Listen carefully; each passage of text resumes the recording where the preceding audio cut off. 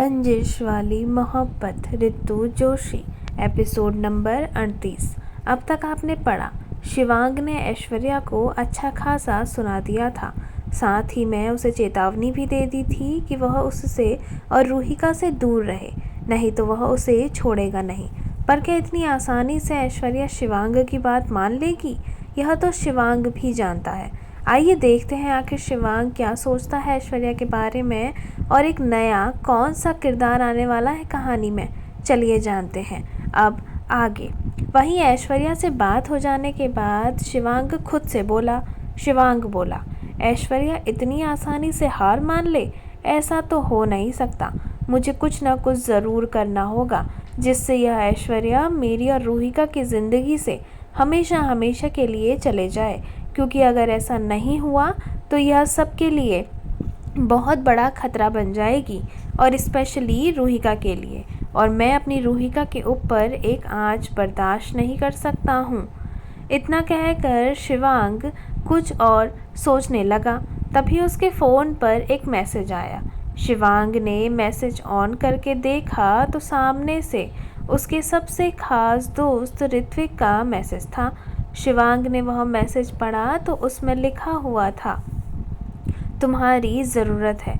यहाँ एक बहुत बड़ी प्रॉब्लम और एक बहुत बड़ी दुश्मन दस्तक देने वाला है। अगर तूने समय से नहीं रोका तो क़यामत आ जाएगी। तेरी और भाभी की नई नई शादी हुई है। तुझे इस दस्तक को रोकना पड़ेगा, इससे पहले कि तेरा बसा बसाया घर उजड़ जाए। शिवांग ने जैसे ही वह मैसेज देखा तो वह रिप्लाई करते हुए बोला। शिवांग बोला, कौन आ रहा है? मैं कुछ समझा नहीं। ऋत्विक बोला, नताशा। वह मिल गई है हमें, और जिस हालत में मिली है ना, उसे देखकर तू हैरान हो जाएगा। इतना कहकर ऋत्विक ने एक फ़ोटो शिवांग को सेंड कर दी। फ़ोटो देखकर शिवांग के होश उड़ चुके थे।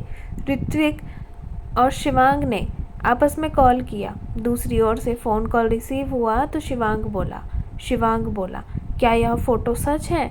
ऋत्विक बोला, 100%। लेकिन भाई, तूने ऐश्वर्या को तो अपनी लाइफ से बाहर निकाल दिया है, पर नताशा को कैसे निकालेगा? क्योंकि इस समय वह अकेली नहीं है। शिवांग बोला, चिंता मत कर। जब मैंने ऐश्वर्या को अपनी लाइफ से बाहर निकाल दिया, उसे अपने और रूहिका के बीच नहीं आने दिया, तो यह नताशा किस खेत की मूली है? समझ नहीं आ रहा, सारे दुश्मनों को एक ही साथ आना था क्या? यह सुनकर ऋत्विक हंसते हुए बोला, तेरी किस्मत ही ऐसी है, या यूं कहो तूने कांड ही ऐसे किए हैं। सोच, अभी तो केवल नताशा आ रही है, ना जाने और किस किस के साथ तूने यह सब कुछ किया होगा। अगर वह सब तेरे सामने आकर खड़ी हो गई ना, रूहिका भाभी तुझे डंडे से कूटेगी। शिवांग बोला, तू मज़े मत ले, समझा? मैं काफ़ी चेंज हो चुका हूँ। पुरानी लाइफ मेरी हमेशा के लिए ख़त्म हो चुकी है। 2 साल पहले मैं सब कुछ छोड़ चुका हूँ। ऋत्विक बोला, भाई, तू 2 साल पहले सब कुछ छोड़ चुका है, पर वह लोगों ने तुझे नहीं छोड़ रखा है। वह लड़कियां आज भी तेरे लिए डेस्परेट हैं, और अभी तक तो किसी को तेरी शादी की न्यूज़ भी नहीं पता चली है। सोच, अगर सबको तेरी शादी की न्यूज़ पता चल गई तो हंगामा हो जाएगा। शिवांग बोला, हंगामा तो अभी भी हो रहा है। वह ऐश्वर्या पीछा छोड़ने का नाम ही नहीं ले रही है। अभी अभी दोबारा कॉल करके परेशान कर रही थी, कह रही थी कि मुझे और रूहिका को दूर कर देगी। ऋत्विक बोला, यार कुछ भी बोल, तूने प्लानिंग तो बहुत तगड़ी की थी, पर उसमें रिस्क भी बहुत ज़्यादा था। सोच, अगर कुछ भी इधर उधर हो जाता तो आज वह ऐश्वर्या तेरी बीवी बनी बैठी होती, और अगर वह रूहिका की जगह नहीं लेती मंडप में, तब तू क्या करता? शिवांग बोला, मैं जो प्लान करता हूँ ना, बहुत दूर का सोच का प्लान करता हूँ। मुझे पहले से ही पता था कि यह सब कुछ होगा। ऋत्विक बोला, पर यार मुझे बुरा लग रहा है कि मैं यह सब कुछ नहीं देख पाया। क्या यार, मेरे बेस्ट फ्रेंड की शादी हुई और मैं शादी में हुए ड्रामे को एंजॉय भी नहीं कर पाया। सब कुछ तेरी वजह से हुआ। ना तू मुझे यहाँ नताशा के पीछे भेजता और ना मैं तेरी शादी मिस करता। शिवांग बोला, कोई बात नहीं, 3 दिन बाद रिसेप्शन पार्टी है, रिसेप्शन में आना तूने, ठीक है ना? और नताशा पर नज़र रखवाने के लिए अपने आदमियों को उसके पीछे लगवा दे। बाकी सब रिसेप्शन के बाद होगा। वैसे भी रिसेप्शन के कुछ दिन बाद मैं और रूहिका लंदन शिफ्ट हो जाएंगे। रूहिका ने वहाँ से अपनी पढ़ाई और अपना करियर स्टार्ट किया हुआ था। तो उसे वापस वहाँ से सब कुछ स्टार्ट करने में कोई दिक्कत नहीं होगी। मैं रूहिका से बात कर लूँगा और भाई यहाँ रह लेंगे। मैं भी कुछ टाइम के लिए बाहर ही रहना चाहता हूँ ताकि सब कुछ शांत हो जाए। यहाँ रहा तो घर वालों के लिए भी प्रॉब्लम क्रिएट होगी और हमारे लिए भी। भाई सालों बाद अपने प्यार से मिले हैं, अपने बच्चे से मिले हैं। मैं नहीं चाहता कि मेरी वजह से उनकी लाइफ सफ़र करे और वह यहाँ से जा भी नहीं सकते। हमारे घर के सबसे पहले वंशज, हमारे सियासत के होने वाले भावी राजा हैं वह। शिवांग ने जब ऋत्विक से यह कहा कि वह यहाँ से लंदन चला जाएगा तो यह सुनकर ऋत्विक शिवांग से बोला, अगर रुद्र भाई तुम्हारी सियासत के होने वाले भावी राजा हैं तो भूल मत शिवांश, रजावत फैमिली की सियासत भी एक बड़ी सियासत है और वैसे भी उस सियासत को भी एक राजा की ज़रूरत है और उनकी छोटी राजकुमारी की शादी तो तेरे साथ हुई है। भाई तू कब तक लंदन में रहेगा? कभी ना कभी तो तुझे उस सियासत को संभालने के लिए उस गद्दी पर बैठना ही पड़ेगा ना? शिवांग बोला, हाँ पर अभी नहीं, अभी कुछ समय तो बिल्कुल भी नहीं, लेकिन जब मेरे परिवार को मेरी ज़रूरत होगी तो ऑब्वियसली सबसे आगे मैं खड़ा रहूँगा। ऋत्विक और शिवांग के बीच काफ़ी सारी बातचीत हो रही थी। इसी बीच ऋत्विक ने शिवांग को ऐसी बात बताई जिसे सुनकर शिवांग हैरान हो गया। ऋत्विक शिवांग से बोला, ऋत्विक बोला, वैसे तुझे एक बात बतानी है। शिवांग बोला, बता, कैसी बात? ऋत्विक बोला, भाई मुझे वह मिल गई जिसे मैं सालों से ढूंढ रहा था, मेरी बचपन की दोस्त राधिका। शिवांग बोला, क्या सच में? कब मिली? तूने तो उसे एक हादसे में खो दिया था ना? सब यही समझ रहे थे कि वह मर गई है। ऋत्विक बोला, हाँ सब यही समझ रहे थे, लेकिन वह ज़िंदा है और तुझे पता है वह मेरी ही कंपनी में मेरे पीए के तौर पर अपॉइंटमेंट हुई है। मुझे भी यह बात अभी कुछ दिन पहले ही पता चली।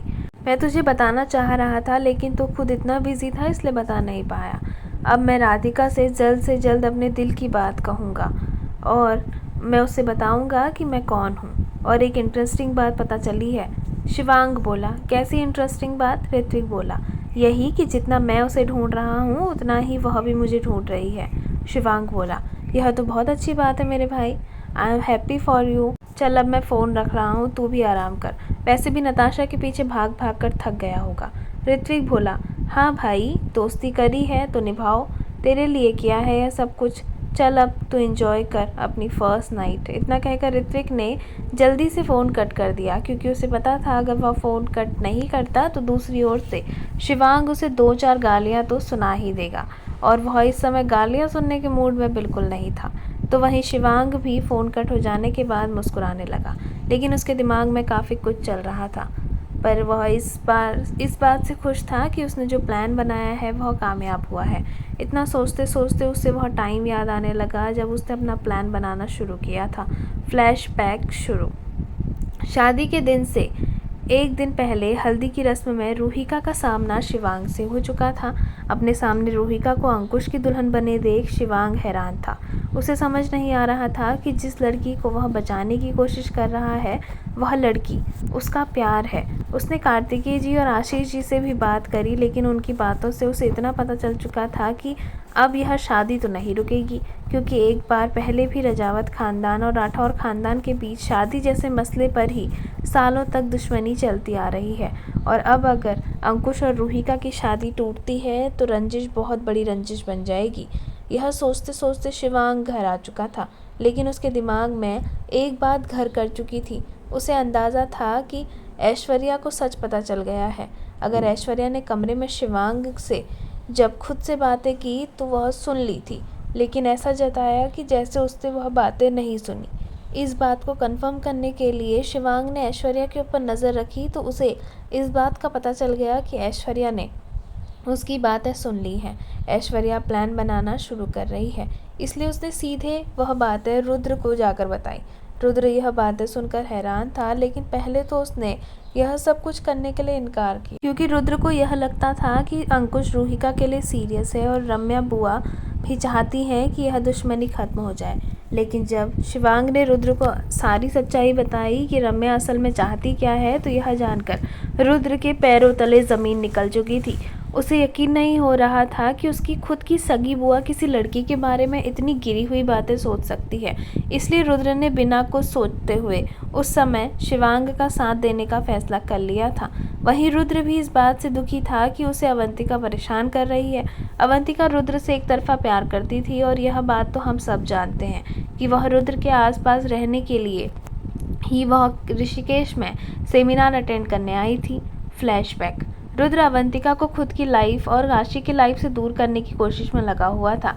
इसलिए उसने अवंतिका और उसके पिता ने मिलकर जो कुछ भी फ्रॉड गवर्नमेंट के साथ और बाकी बिल्डर्स के साथ किए थे वह पुलिस को बता दिया, जिससे अवंतिका और उसकी पूरी फैमिली सड़क पर आ गई। अवंतिका को इस बात का अंदाज़ा भी नहीं था कि यह सब कुछ रुद्र ने किया है।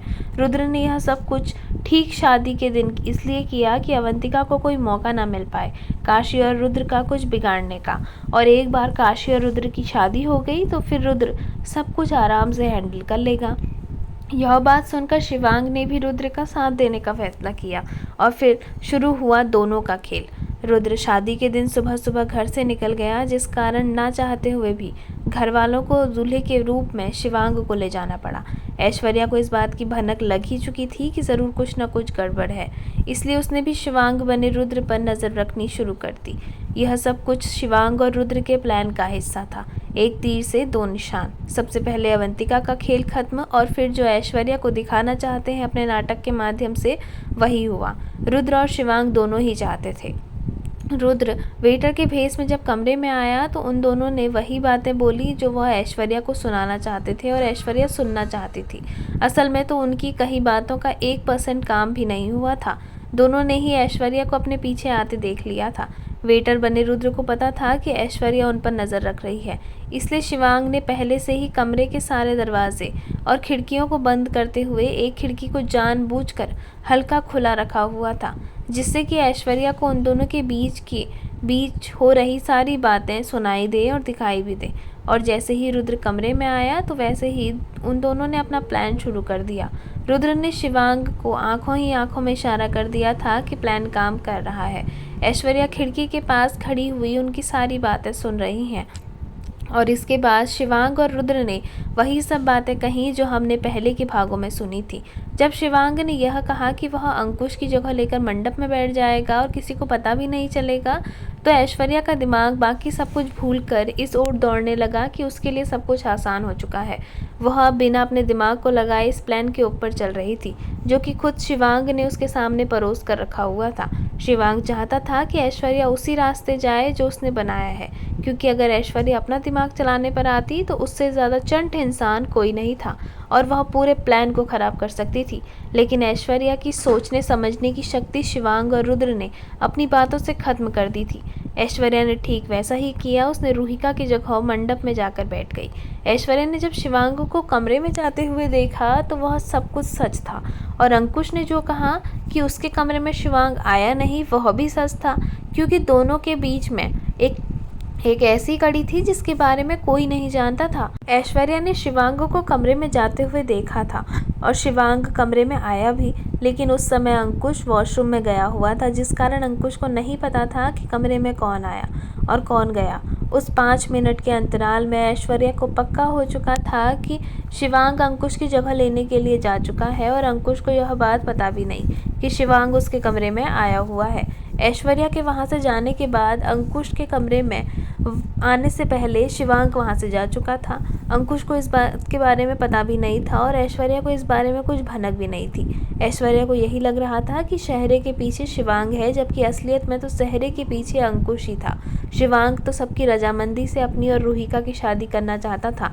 उसे पता था कि अगर वह इस तरीके से शादी करेगा तो घर वालों के बीच में ही अंदरूनी दीवारें खड़ी हो जाएंगी, इसलिए वह चाहता था कि हर किसी को उनके किए की सज़ा मिले। रम्या, जो कि रजावत फैमिली का बुरा सोचकर उनके साथ रिश्ता कायम करने की कोशिश कर रही थी, अब उनका रिश्ता एक ऐसी लड़की के साथ कायम हो चुका था जिसका रजावत फैमिली से कोई लेना देना ही नहीं था। और राठौर फैमिली, जो रजावत फैमिली के साथ अपने वारिस और प्यार के लिए रिश्ता कायम कर रही थी, उनके साथ अच्छा ही हुआ।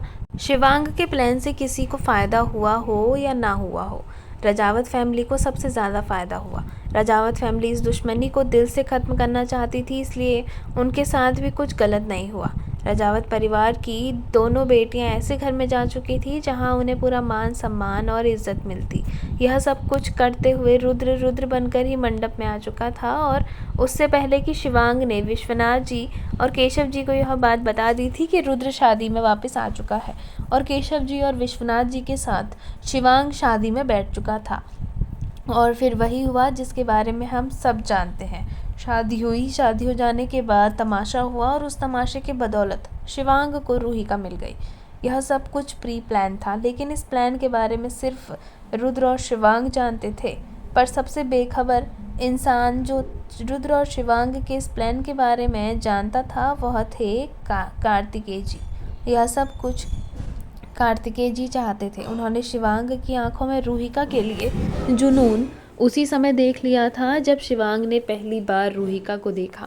वह तो पहले से ही शिवांग की शादी रूहिका से किसी भी तरीके से कराने की प्लानिंग में लगे हुए थे, इसलिए उन्होंने शिवांग पर नज़र रखवानी शुरू कर दी। उन्हें सब कुछ पता चला, उन्हें ऐश्वर्या के बारे में पहले से ही पता चल गया था। और ठीक शादी होते ही रूहिका को होश आना और रूहिका का कमरे से बाहर आना भी कार्तिकेय जी की प्लानिंग का हिस्सा था, जिसके बारे में कोई नहीं जानता था। कार्तिकेय जी को पता था कि ऐश्वर्या ने रूहिका को कमरे में ही बंद करके रखा हुआ है, इसलिए ठीक शादी खत्म होते ही उन्होंने किसी नौकर से कहते हुए, जो उनका सबसे बड़ा विश्वसनीय व्यक्ति था, उसके हाथों कमरे में जाकर रूहिका को बाहर भिजवा दिया। रूहिका जो कि नशे में थी, वह बिना इन बातों का ध्यान रखते ही मंडप की ओर आ गई और उसके बाद कार्तिकेय जी ने शुरू किया अपना वह तमाशा जो वह प्लान करके बैठे हुए थे, जिससे ना किसी को रजावत खानदान के ऊपर उंगली उठाने का मौका मिलता, ना ही उनकी पोती की परवरिश और पोती के चरित्र के ऊपर किसी को बातें बनाने का मौका मिलता। उन्होंने अपनी दोनों पोतियों को बचा लिया था। रम्या जो कि काशी को मोहरा बनाकर रूहिका को अपने घर की बहू बनाना चाहती थी, उसके पास अब कोई हथियार नहीं बचा था, क्योंकि कार्तिकेय जी ने ऐसी परिस्थितियां उत्पन्न कर दी थी कि विश्वनाथ जी भी रम्या की बातें नहीं सुनते। आज हर किसी को चैन की नींद आ रही थी और नींद खराब हुई तो सिर्फ 4 लोगों की। वह 4 थे रम्या, राजेश, अंकुश और ऐश्वर्या। बेचारे चारों के चारों इस बात से अनजान थे कि जो खुद के खिलाफ प्लानिंग बनाकर किसी की ज़िंदगी खराब करना चाह रहे थे, वह खुद एक बहुत बड़े खेल का मोहरा बन चुके थे। यह तो आने वाला वक्त ही बताएगा कि अब ऐश्वर्या क्या करेगी, क्योंकि इतनी आसानी से ऐश्वर्या हार मान ले, ऐसा तो होने से रहा। इसी के साथ फ्लैशबैक खत्म हो चुका है। उम्मीद है कि आप सबको पता चल गया होगा कि आखिर यह सब कुछ हुआ कैसे। जब हम सब जानते हैं कि मंडप में जाने के लिए शिवांग ने अंकुश की जगह ली थी, तो अचानक से दूल्हा कैसे बदल गया। फ्लैशबैक खत्म हुआ। शिवांग अपने दिमाग में यह सारी बातें सोच रहा था, तभी उसकी नज़र घड़ी पर गई। घड़ी में समय काफ़ी ज़्यादा हो चुका था। उसने एक नज़र बिस्तर पर सो रही रूहिका को देखा और फिर अपने कपड़े चेंज करके बिस्तर पर आकर लेट गया और रूहिका के थोड़ा करीब आया ताकि वह उसे महसूस कर सके। लेकिन तभी नींद में रूहिका ने शिवांग का हाथ कब पकड़कर अपनी तरफ खींच लिया, रूहिका को पता भी नहीं चला। शिवांग, जिसे कि अभी अभी नींद आई हुई थी, अचानक किसी के हाथ खींचने से उसकी नींद टूट गई। उसने देखा रूहिका किसी प्यारे छोटे बच्चों की तरह उसका हाथ पकड़कर सो रही है। उसे देखकर ऐसा लग रहा था मानो अपने सबसे प्यारे टॉय को कसकर पकड़ा हो उसने।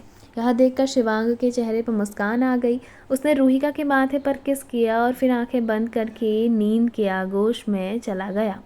शिवांग फ्लैशबैक सोचते सोचते सो चुका था, पर अब देखना दिलचस्प होगा कि क्या होगा जब नताशा वापस आएगी और इस समय वह अकेले नहीं है, बल्कि अपने साथ किसी और को लेकर आ रही है।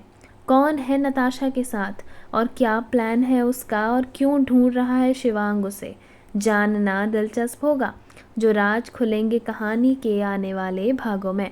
आपको कहानी का यह भाग कैसा लगा, कमेंट सेक्शन में कमेंट करके ज़रूर बताइएगा। कहानी पसंद आई हो तो वीडियो को लाइक करिएगा, शेयर करिएगा, कमेंट करिएगा और बेल आइकन दबाकर चैनल को सब्सक्राइब करिएगा, ताकि आप रंजिश वाली मोहब्बत की आने वाली किसी भी सीरीज़ को मिस ना कर पाएँ। धन्यवाद।